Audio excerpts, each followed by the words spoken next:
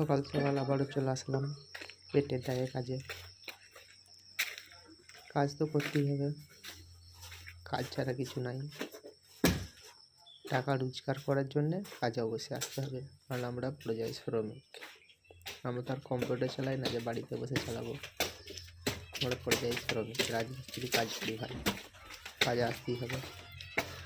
এই যে জিনিসটা মশলা রাখা আছে, আপনারা একটু লক্ষ্য করে দেখুন যে এই মশলাটা রাখা আছে, এটা জল দেওয়া থাকলে মশলা কখনো টাইট হবে না।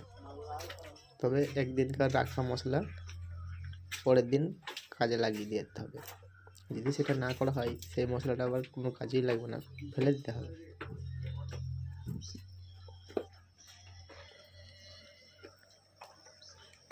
আজকে এখানে আমাদের ছাদ ঢালাইয়ের কাজ চলবে, তাই মশলাটা সমস্যা নেই, মশলাটা আমরা এখানে ছাদ ঢালাই লাগিয়ে দেবো, তাতে ঘর মালিকও কিছু বলবে না। মশলা যদি ফেলে দেওয়া হয় তাহলে কেরালার লোক খুব রাগান্বিত হয়। আমরা এটা কাজ করে দেবো।